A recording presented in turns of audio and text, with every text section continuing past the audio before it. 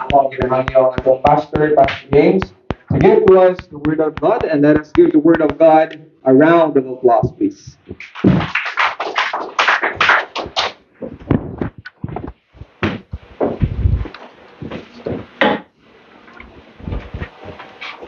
Amen.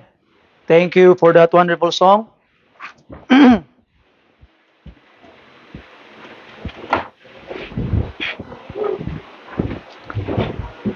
Indeed, the world needs Jesus. Kinahanglan gyud kay sa kalibutan si Jesus, mga kaigsunan. And also, since this is our uh,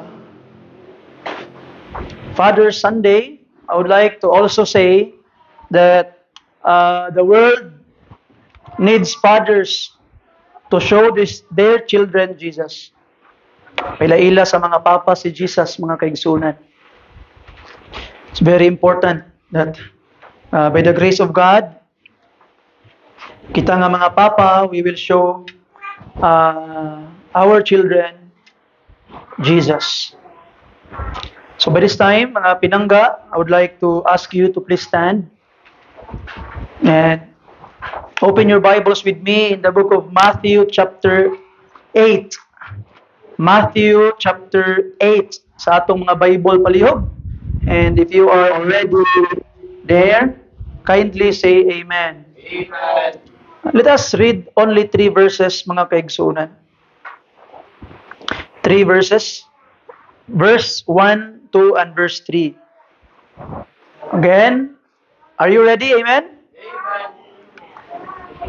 Okay, follow me with your eyes. The Bible says, when he was come down from the mountain, great multitudes followed him.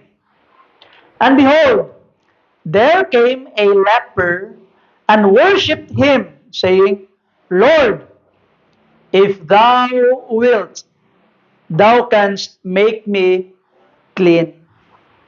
And Jesus put forth his hand and touched him, saying, I will, be thou clean. And immediately his leprosy was cleansed. Let's pray. Father God, salamat Ginoo sa imuhang gihatag nga panalangin kanamo this morning. Salamat sa mga papa Ginoo nga imong gidala diri sa simbahan. Salamat Ginoo sa mga ginikanan amahan that would encourage their children to be in church. Salamat Ginoo sa mga anak who are still praying nga maluwas ang ilang mga ginikanan. Salamat Ginoo sa mga kaigsuonan who are here praying for souls and serving you, Lord. Salamat po sa kaalam nga imong ihatag sa imong alagad Ginoo nga unta your word will be understood, will find place sa kasing-kasing sa mga matagusa. Ikaw magahatag ka namo Ginoo og kadaugan. Forgive us from all of our sins in Jesus name. Amen. And amen. Palihog manglingkod kita nga tanan. And I would like to entitle the message this morning, I will. I will. I hear the preacher dito sa conference preach a message entitled I will. And he talks about the I will of the Lord Jesus Christ and our I will. I will preach a similar message, that message. Not the same, but very similar. Because, gracias Ginoo, kita pod nga mga Kristohanon, naapod tay maingon sa tong kaugalingon nga, I will. Ako gining buhaton. I will. When someone says, I will, they are expressing a firm decision, intention, commitment, or determination to do something. It is stronger than merely saying, I might, I'll try, I hope. We pastors, ganahan kay mi makadungog ug moingon ang mga katawhan, I will. Let us join the church this Sunday, Pastor, I will. Maka-discourage ang I might, I'll try, I hope. Nindot kayo, I will. Madto ko, Pastor. I will be there. Because it shows your commitment, determination. You want to do something and you want to accomplish it. I will. I will is a declaration of a settled decision, a commitment, a determined course of action. I will. Just like the Lord Jesus Christ there is sa tuang text, I will focus on this. The leper came to him, Lord, kung gusto nimo nga, ayon kong malimpyuhan ni Ginoo. Verse 3, and Jesus put forth his hand and touched him, saying, I will be thou clean. What happened? And immediately his leprosy was cleansed. I will is a language of commitment. It reveals what a person has decided in his heart to do. And I hope dili mahuman ang morning service karon mga kaigsunan, that you will make a decision and say, I will do this. I will do this, Lord.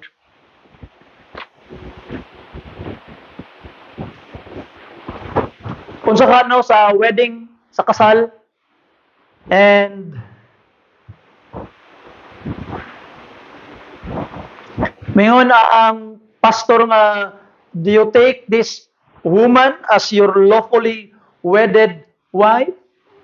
Ano tong gitawag pastor? Sa hirap at sa ginhawa, sa in riches and for poor and for riches. Unsa may sitwasyon, to make a long story short, imo ba sing dawaton to be your wife? Unsa kag moana ang groom nga, I might, I hope so, I'll try. Sa kayong batiyon, mga babae, sa man niyo may klaro? You will want a man who will say, I will, I do. Amen? I hope with the grace of God, mga kaigsunan, di mahuman na mensahe karon, you would say, I will. Amen. I will. So first of all, for us to have an example, mga kaigsunan, let us first talk about the I will of Jesus. Doon lang takabutang. The I will of Jesus and the I will of the believers. The I will of our Lord Jesus Christ. When Jesus says, I will, it expresses His sovereign authority and certain promise. Pag ingon niya sa leper nga, I will be thou clean, immediately, it was a declaration. It was a sure intention nga di nagyud nimo katingalahan nga mahitabo na gyud tong iyang gingon. When Christ said, I will, it will really happen. Amen. Mahitabo gyud. Sometimes ang I will sa tao bugat kayo, sakit sa kasing-kasing. When you try to ask someone nga, Brad, sir, can you please do this for me? I will. Ay kabla ka, Brad. I will. But sadly, pila ka adlaw, back out dayon, di na lang ko. It hurts. We must be men of our words. But we praise and thank the Lord. Jesus said, I will. And when He said, I will, He will do it. His I will carries divine authority. What He wills, He has the power to accomplish. When Jesus said, I will, it is a powerful declaration. And let us look at some I will of the Lord Jesus Christ. First, in our text, yun pa niya, I will be thou clean. In Matthew 8 verse 3. I will be thou clean. It shows, mga kaigsonan, that Jesus is willing to cleanse every sinner who comes to Him. Ikaw magkasala, if you come to Jesus, He is willing to make you clean. Amen.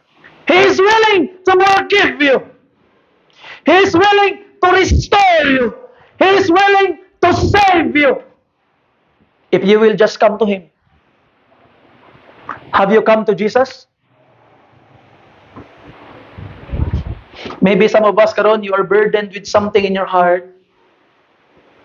Kapila naman ako nagibuhat, pastor, murag di na nako kaya undangan.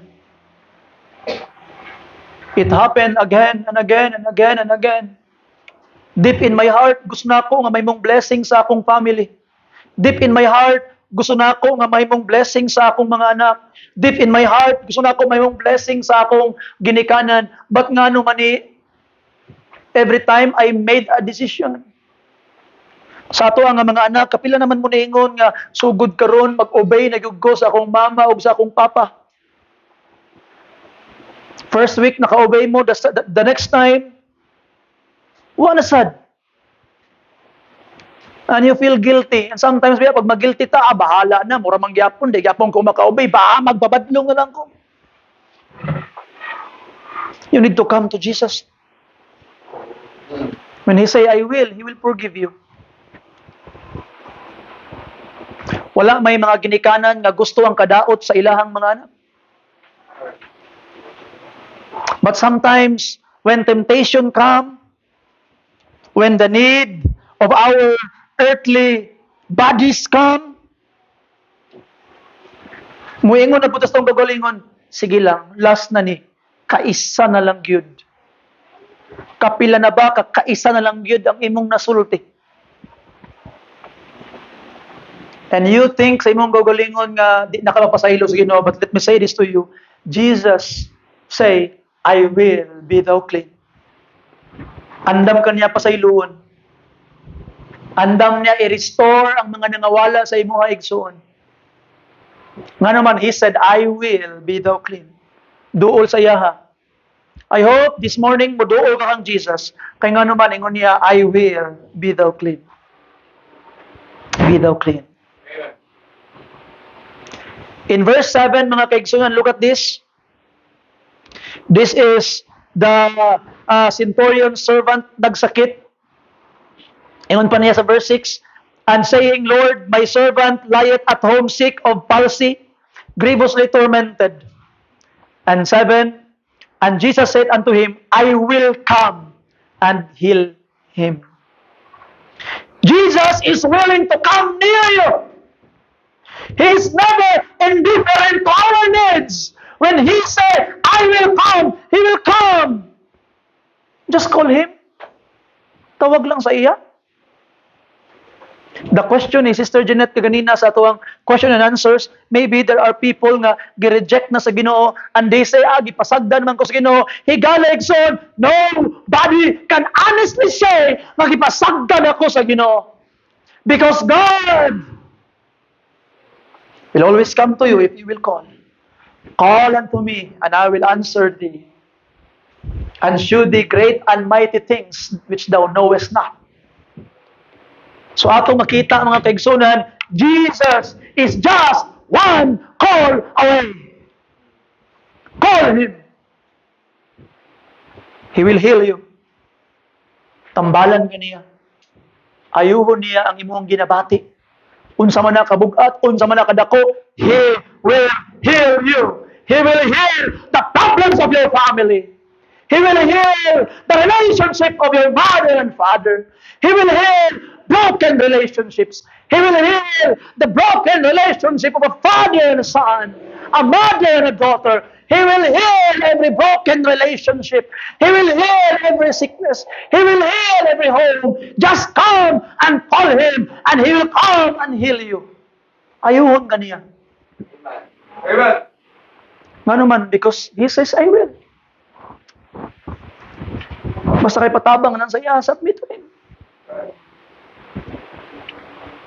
Bugat na ba kayo mong kasing-kasing? You know, the heaviest burden a man can carry is not a load. It's sin. And sin will get heavy, heavier and heavier as the time goes. Sometimes we say, time will erase this, but time will make it worse. That burden must be lifted up, cast down to the Lord Jesus Christ. Pwede nimo i-itch ka ng burden saya. He paid for it. Gibayaran niya sa cross. Pastor, bugat naman kay Pastor, nakasalagi ko Pastor, nakahimo ka ni higalay son. Jesus died for that. He died for that. Nakabalo ka sa iyang giingon? Sa iyang I will? Matthew 11 verse 28. If you're there, say amen. Naman pa ni Jesus Christ, Matthew 11:28. Come unto me, all ye that labor and heavy laden, and what? I will give you rest. Wow. Only Jesus can give you true and meaningful rest. San pag-unsaon imong pahulay, abot pa og 16 hours ang imong tulog, if God will not give you the rest that you need, then you will be restless. You will be tired, even tired of your life. Makaingon ka, may pagmamatay na lang ko. Kapoy nga kinabuhi, higalay igsuon, God will give you rest. Pero unsay mga angay buhaton?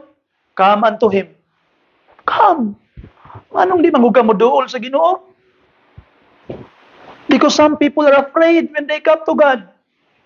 Pag muduol ko sa Ginoo ay di na ako mabuhat ng ako ning mga binuhatan. Pag muduol ko sa Ginoo ay murag ma-change ang akong lifestyle. Pag muduol ko sa Ginoo ay magsige na kog simba. Higala igsoon, come to Him, don't be afraid. Kaya nga naman, og tinuod kang muduol saya, He will so change your heart. And you will want to do the things you once hated. And you will hate the things you once loved. Come to Him. He will give you rest. He will give you rest. Another promise, Jesus Christ, yan siya, ayang I will. John chapter 14, please, ang mga Bible verse 3. John chapter 14, verse 3. If you're there, kindly say amen. And if I go and prepare a place for you, I will, what? And receive you unto myself, that where I am, there ye may be also. He said, I will come again. Mubalik siya. You know, ang pagbalik ni Jesus Christ is something we need to anticipate nga malipay ta, and something you will fear. Nga naman, i-anticipate nimo ang pagbalik ni Jesus Christ. Kasi ayang pagbalik, tanang kahago mahuman na. Tanang sakit matambala na. Sa may yung sakit karon, sakit sa likod, rayuma, arthritis. Saman, sakit sa ulo, labad sa ulo. Kagahapon nagpa-check up mi si Brother Francis na ay blood ang iyang urine. Mauday na nga abtan nag isa ka semana iyang kalintura, gabalik-balik. Sakit. No?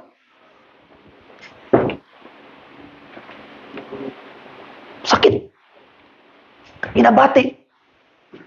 Sometimes ang atong sakit, usahay bitaw makaingon ka, bahala magsakit ang imong lawas, basta kadi lang magsakit imong dughan. Sakit imong dughan nganuman, there is a need nga di ma-provide. Na kay family member nga badlungon kaayo. Sakit sa dughan. But you know, pagbalik ni Jesus Christ, tanan nga sakit, makapahulay na gyud ka, mahuman na. And we are waiting for that, amen? We are hopeful, anak. Tanang kahago, mahuman na. And i-provide na sa Ginoo ang tanan nimong gitinguha. And that will be a blessed day for us. And He said, I will come back. mubalik siya pag tinuod ang iyang gingon. He will be back one day. Amen? Pero kabalo ka, kanapod nga adlaw kahadlukan. Basing napakay ginatago-tago nga sala karon. Basing napatay ginatago-tago nga mga binuhatan, mga sala. Nga hangtod ron wa panasakpan. Let me say this to you, pagbalik niya masakpan na. Pagbalik niya mabulgar na tanan. Pagbalik niya maulawan ka. But karong buhi pa ka, you have the chance to stop it. To be forgiven and to be renewed. To be restored. What are the things nga ginatago-tago nimo sa Ginoo karon? Let me say this to you again. Pagbalik niya, bulgar na tanan. Maybe some of us, wala kita nagasimbag tinuod. We are just here for attendance, but we don't worship. Worship is to honor God, to praise Him because of who He is. By the grace of God, you come. Worship Him. And your heart will be revealed one day. You will suffer loss, the Bible says. And remember this, ingon niya, I will, mubalik siya. Maybe it's the day for you to repent, Pastor, maginulsol na ko, Pastor, pasaylo agad ko Ginoo. Kabalo ko mubalik ka, di na ko maghulat nga mubalik ka. Aya ko nimo silutan, karon pa lang Ginoo, I will repent and I will restore, I will be restored. The Lord never break His promise. He will be back for you. Another I will of the Lord Jesus Christ, Matthew 16 verse 18. Matthew 16 verse 18. If you're there, say amen. And I say unto thee that thou art Peter, and upon this rock I what? Will build my church. And the gates of hell shall not prevail against it. Sometimes as pastors, we are so discouraged. You know, limited lang ang among lihok as pastors kung unsa ang giving sa mga tao. That's the reality of church. Limited lang ang among lihok, ang ministry, limited lang, depende sa giving sa mga tao. We wanted to have more Children's Hope Ministry, more workers, but the money cannot provide. God will not allow it. We want to go to places more, but the money will not allow it. Sometimes it makes us be discouraged. Sao man namo ni? You know, in the previous years, me and my wife, samot na nga, bago pang simbahan, bata pang simbahan. In the previous years, pag naay need ang church, pag naay gitawag na kuhan, tingala mo sa una? In the previous year, first year, second year, third year itong simbahan, wa mo na tingala nga, that is just what you are giving. Pero pag abot sa ato ang gitawag na anniversary, we have a lot because we look for ways. And we ask God, my Lord, how can we provide this? But in this time, I have made up my mind. I have made up my mind. Lord, what your people provides, we will work on it. Di aramitaman. Because sometimes we preachers magpakaana gid mi mangita gid mi pamagi. We forgot that Jesus said, I will build my church. The church is not my bride. The church is the bride of Christ. It's not my responsibility to build it. I am just part of it. Murag na pasan akong burden ba, Lord, dili ako, Lord. I will not build this church. You will. Bantog ra siguro Ginoong Dios nga gamay pang mga tao simbahan. Bantog ra siguro Ginoo nga mao pa ni ang simbahan for 7 years. Why? Because I'm the one who is building it in the past 7 years now, Lord, you build it. You build it for me. You build it for us. And by the grace of God, you are the church. Allow God to build your life. Ingon pa niya, I will build my church. It's not the job of the pastor. The job sa Sunday school teacher. We will be just faithful kung asa tagibutang sa Ginoo. Do your job. And Christ will build this church. Christ is the one who will build this church. Napasagaingon sa Hebrews chapter 13 verse 5. Open your Bibles with me there. Hebrews chapter 13 verse 5. Let your conversation be without covetousness, and be content with such things as ye have. For he hath said, I will, what? Never leave thee nor forsake thee. I like that. What an encouragement. He will never leave thee nor forsake thee. Di ka pasagdan sa Ginoo, di ka talikdan sa Ginoo. He will never leave thee. There is not a time that you are truly and genuinely alone. Why? Because Jesus said He will never leave thee. Kanya gibiyaan. Ay, Ginoo, gibiyaan ko nimo. Ako ra isa, no, you're wrong. He was with you all the time. Remember to ninyong footprints in the sand nga illustration as mga kalendaryo. Amen. Kato daw ang tao nga, sige sagbaklay, in the happy days, paglingi niya, kauban niya Jesus Christ, duha ka buk footsteps iyang makitaan sa likod.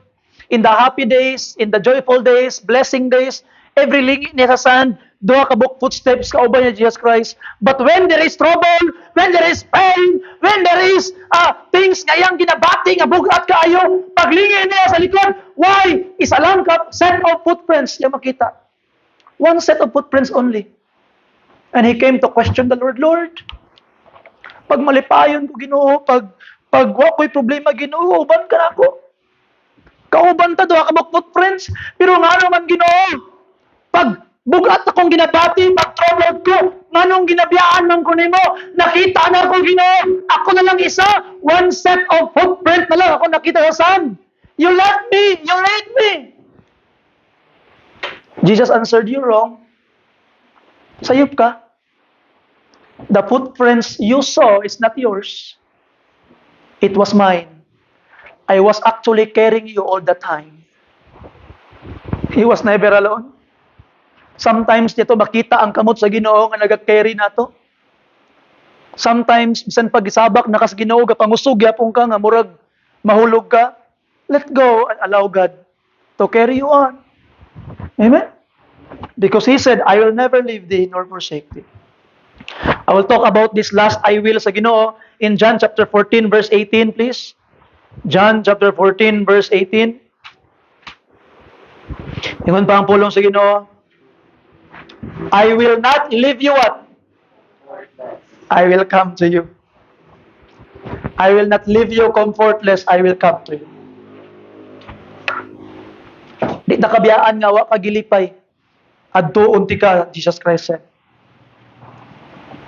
So I hope that it will be a source of comfort. Ingon ni Jesus Christ, I will, buhaton yun na niyo.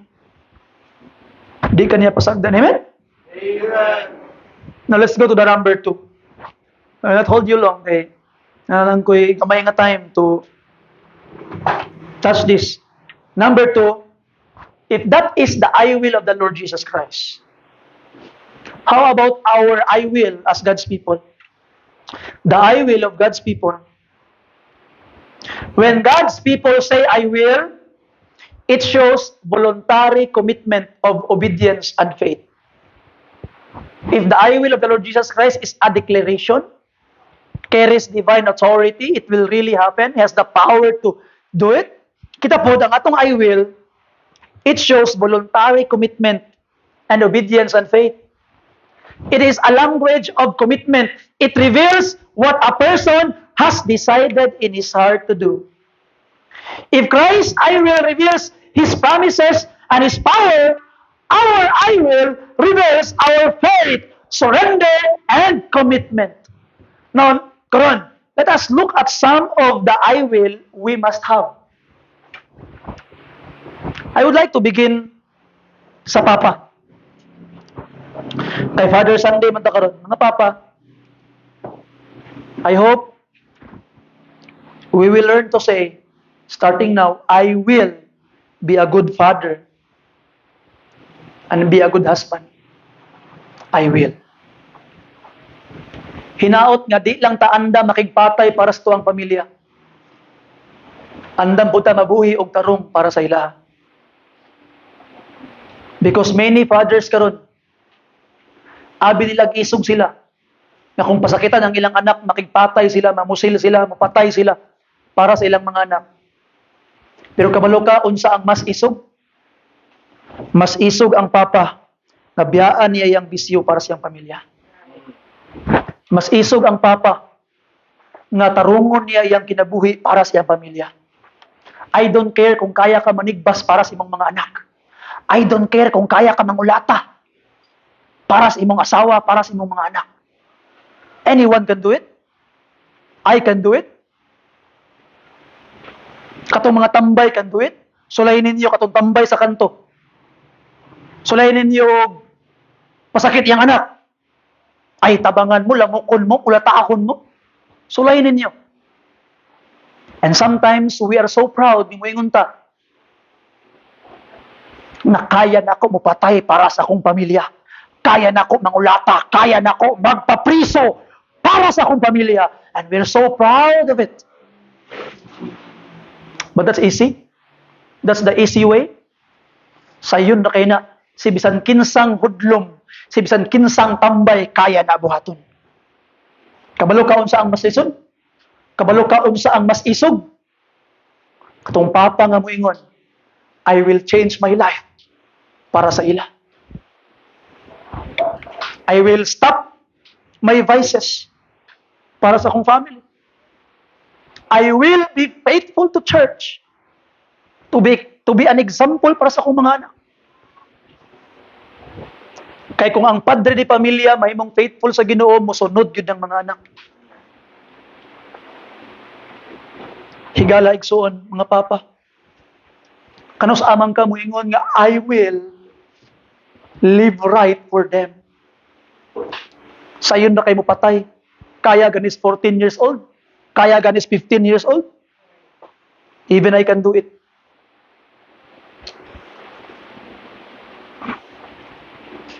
Pila na karambol ang ako ang naapilan sa una, bringing, gitawag nga butterfly knife, bringing mga kuan, making sinumbagay, making tambol, making patay. Kapila na, hapit na nga matay, tungod lang sa pride, sa usa ka batan-on nga isog siya. I have been there. Abi na kong isog na ko sa una. Kaya ko mo apil atong mga rambol-rambol dito sa kasa. Kaya manglabay o butilya. I thought I was courageous. Abi na kong isog ko. Pero ang tinuod ay nga isog. Atong mabuhat nimo ang mas lisod. Sayon na kay tungo ba? Tanawa gud ninyo ng mga papa nga kanang mga papa nga talawan, nga papa nga mga hadlukan nga dili gyud nila gitawag nga di gyud sila makapanghilabot sa silingan. Pero sulay bastusa yang asawa, bastusa yang anak, bisan pag-unsa niya katalawan ay makipatay na. Kay sayon na kay na. Ang mas lisod, ang tinuod nga magpakita sa imong isog, kaya nimo magkinabuhi, mabuhi nga insakto para sa ila. When will be the time you will say, I will? Ginoo, I will.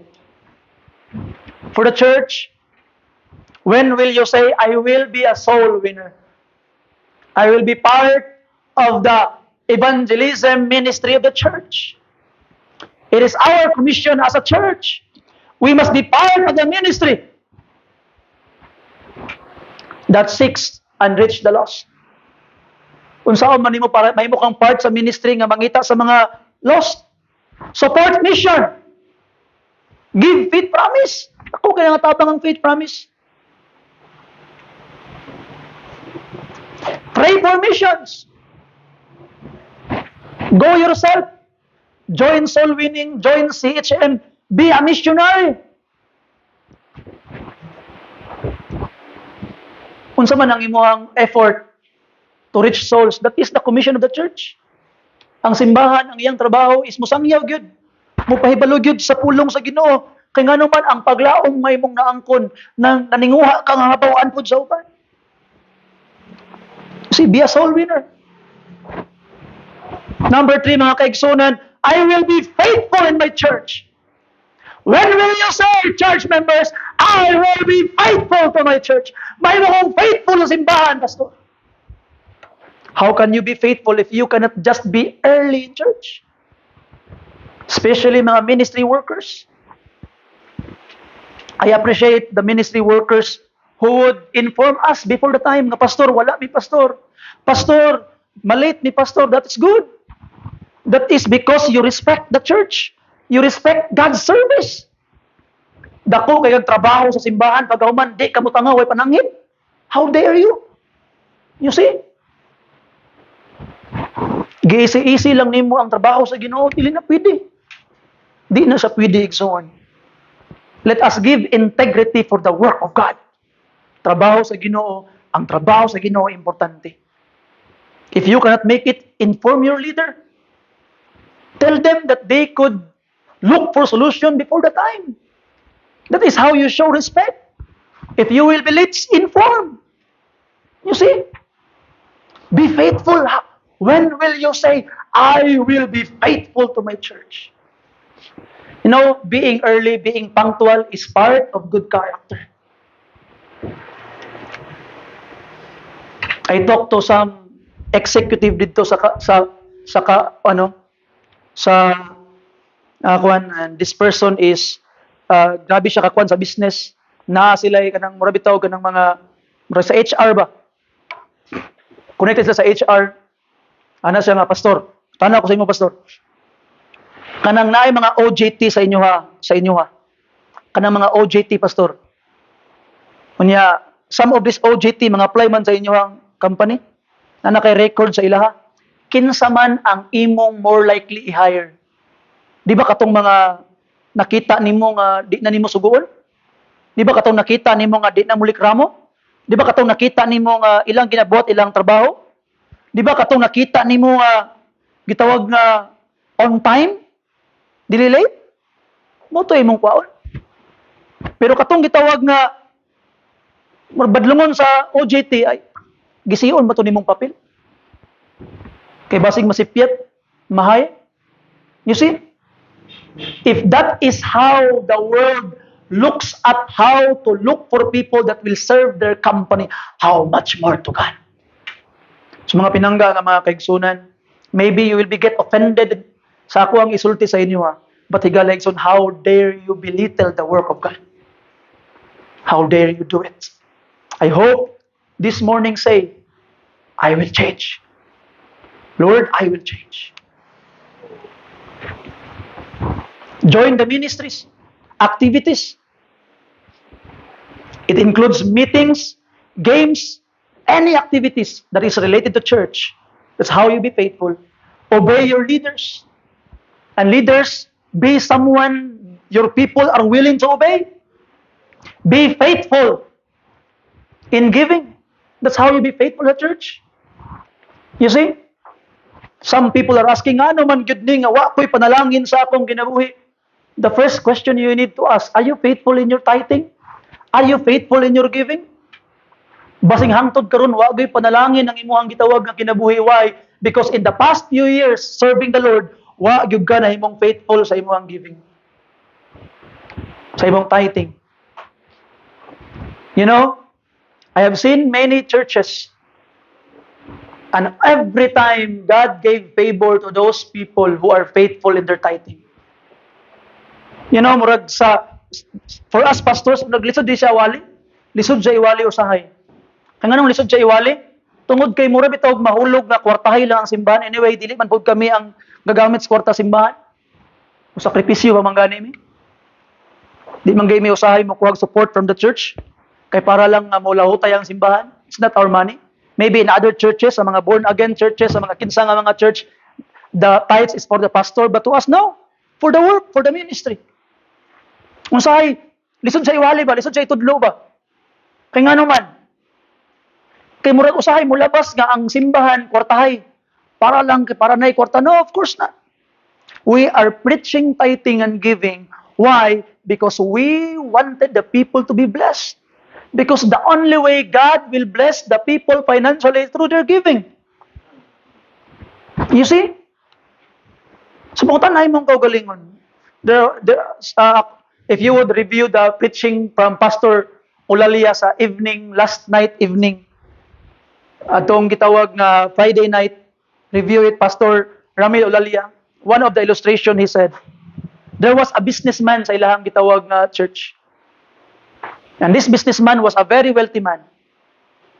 But every time nga mag-preach si Pastor Ramil about tithing, di gud siya mo di siya musalig. And kay ana siya nga, am ko giving tanawa. Businessman, dato, grabe, daghang blessing. And one day, nahumana ang pag-wink sa Ginoo, nahumana ang pag-overlook sa Ginoo.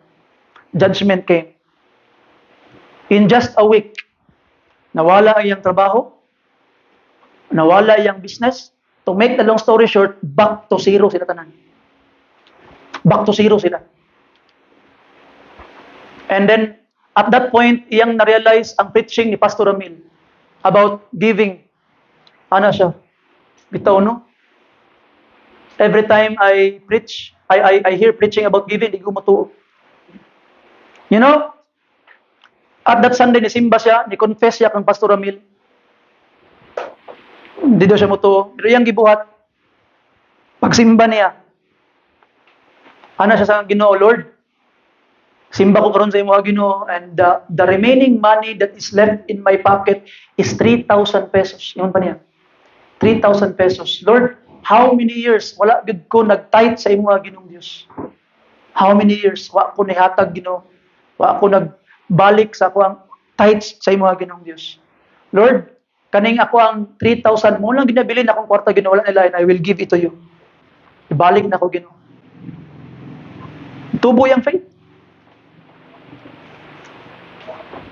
And you know, according to him, in that just 1 week, kana lang a week, there were 2 companies called him. Tawag sa iyahan. And pagkahuman, offered him, di lang kay isa ka job, 2 jobs. 2 ka trabaho. And then, kadtong mga ninong o ninang nila sa kasal, heard of their situation. Nadungog ilang situation, na back to zero sila. All of those ninong ang ninang. Muna, mga ninong o ninang, bantayin ninyo na ang inyong mga gipang ninungan o ninang. It is a responsibility. Dili nang ninong-ninong lang, pa-picture lang. It's a responsibility. Pamili mo, magpakasalong mga young people, mga ninong o ninang, mo take responsibility sa inyo. You know, they heard it. And when they heard it, they helped that family para makabalik sila barong. You see? And they have learned. Sometimes mga pinangga, we question God nga ano man. Question yourself first. Have you been faithful? Pasingwa. I am not telling this because I want your money, no. I'm telling this because I want you to be blessed. I want favor of God sa imo. Join singing. Join the congregation singing. Magkanta bitaw ta congregation, sing. Join. You see? And ato makita mga kaisunan, what is your I will? I will serve the Lord. Ingon pa ni David, ingon pa ni Joshua, but as for me and my house, we will serve the Lord. Bring your family to God. Be the leader. The best person to bring family to Christ is the father. Ang papa. Kinsay na i-order na i-parcel sa gawas?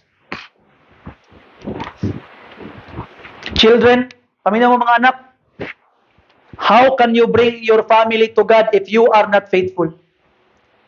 Mga anak, pag na kumoy papa o mama, nga di pa save, di mo faithful, listen carefully, usam mo sa hinungdan nga malabay sila sa impyerno. Again, let me say this to you, usam mo sa hinungdan nga malabay sila sa impyerno. Kung ako papa, akong anak ni simba, ni samot kagahig ulo, sa may gana na ako, wato ng simbahan na, wagay na bago akong anak, ako pa. You see?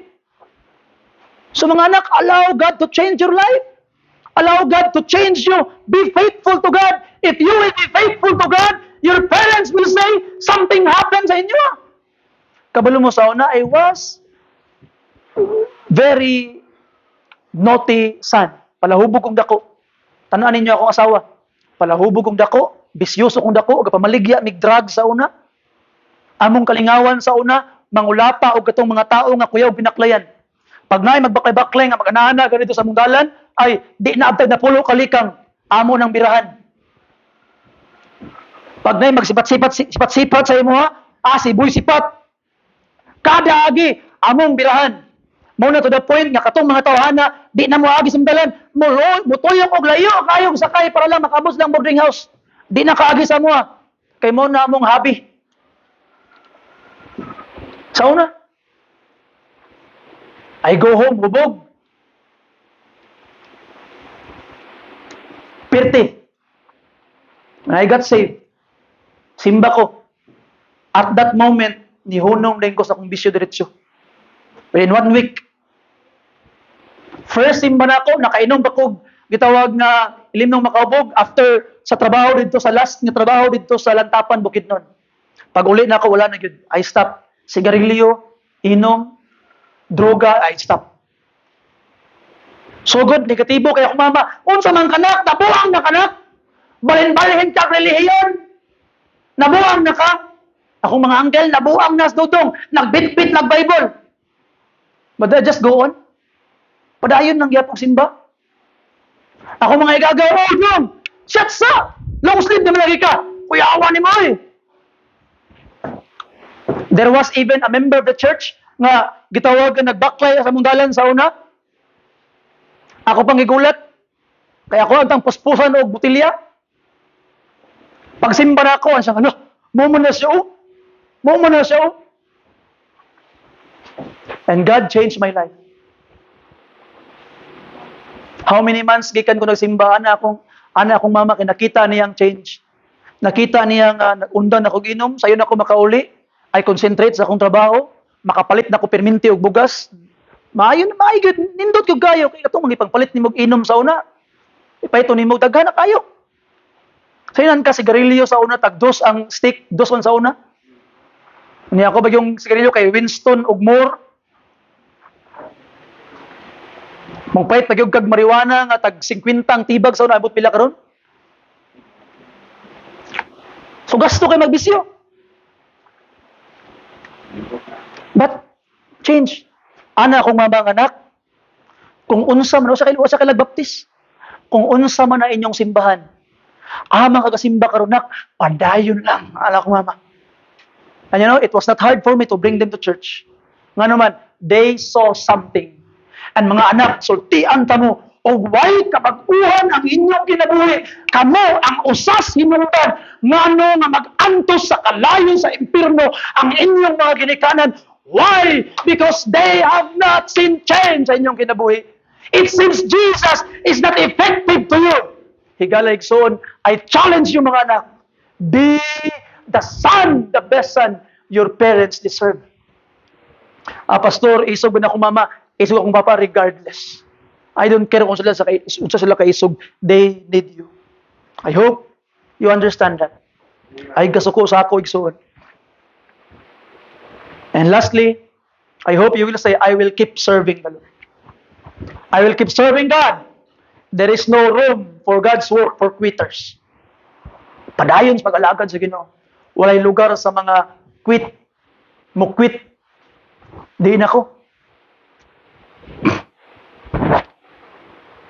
Ingon pa ni Pastor Lane Jones, don't tell me you quit the ministry. I might shoot you. There's no room for quitters in the ministry. You see? So mga pinangga, as I close, how about you? What's your I will? Mga father, what's your I will? Mga mama, what's your I will? Mga anak, what's your I will? Mga ministry workers, what is your I will? I hope you come to the altar this morning and make a commitment sa Ginoo, Lord, I will. Because on the other part, God's I will, sure ka nga buhaton niya. Ang imong I will karon, unsa man. You come to God now and say, I will, Lord, I will change. I will stop my sin. I will be the best father, the best version of the father, mother, son, daughter, I will. Ay napaglangan pa.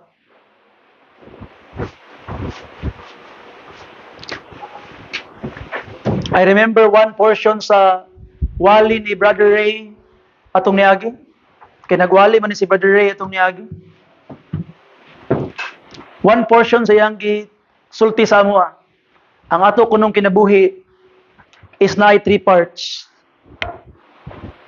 When you are born and when you die. Pero sa tunga kuno, na kuno dito ang choices. Choices. Pag anak nimo o kamatayon, o katong choices nga imong gibuhat sa tunga, mauto ang mag-decide kung unsang klaseng kinabuhi naa ka. So what will be your choice today? Brother Ray, what will be your choice? What will be your choice? Kung sa imong pilion, I hope you will say, I will follow God. Amen. Amen? It will decide you will die miserable or you will die contented. Tingnan ang Ginoo, Lord, I will follow you. Palayo, brinhog ng tanan.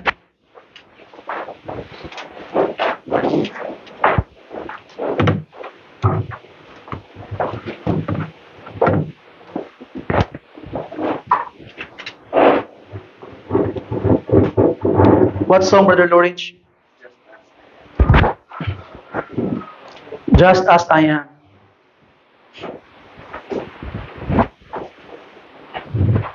Mga kaibigan, as we sing verse 1 karon, I would like to ask you to come. The altar is open for you. What's your I will? Unsa imong isulti sa Ginoo nga, Lord, I will do this, I will do that. Unsa man na? Ihalad na sa Ginoo kay kung ikaw lang di mo kaya. Maybe some of us ipasave. Lord, I will be saved. I will receive you as my Lord and Savior. I will believe in you, Lord. And that is your first I will para ma-save ka. And if you are already saved tonight, this morning, if saved na gyud ka,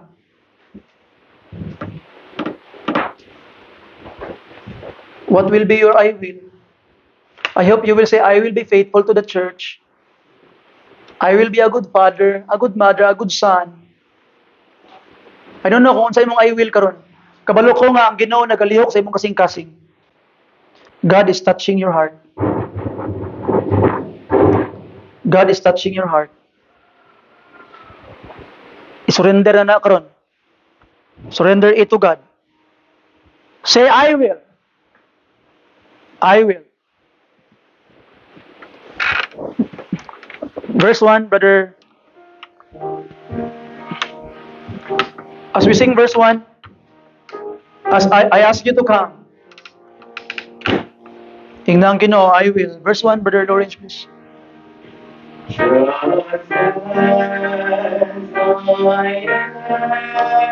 I invite you to come.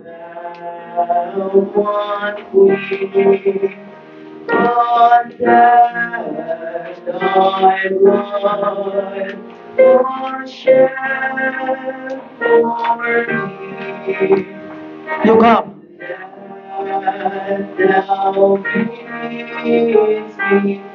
And say, I will. I will.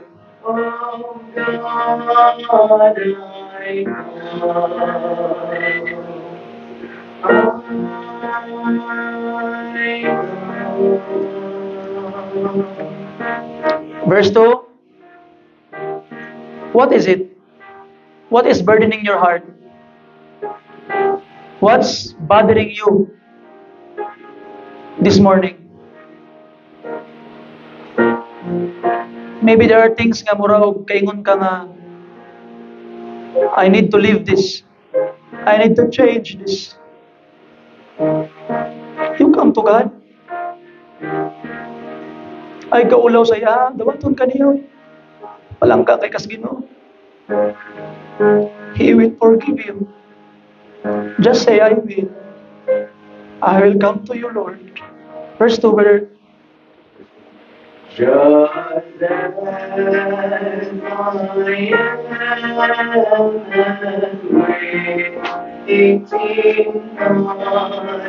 to rid my soul of thy blood to me with blood and cleanse each stronghold of God I come.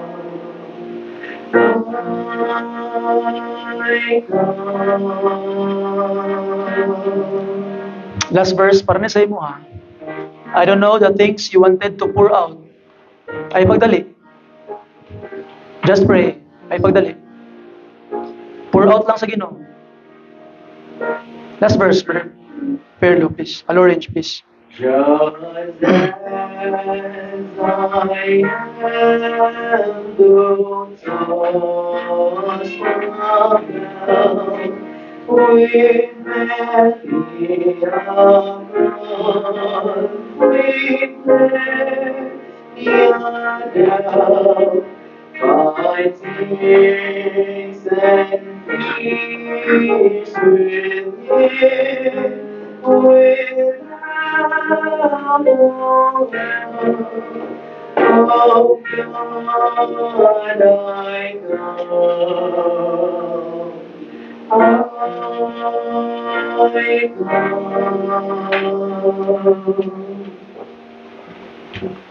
Amen.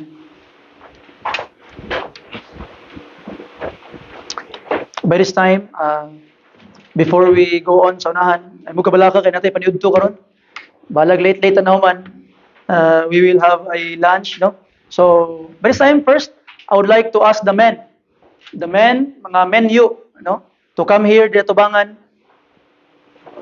Mga men. Ano na, tawag. Mga men, to please come. Dahil naman mga men, kay let us give a tribute sa itong mga men sa silang palakpakan. Amen. Mga menu kanang nanay asawa. Doon rin.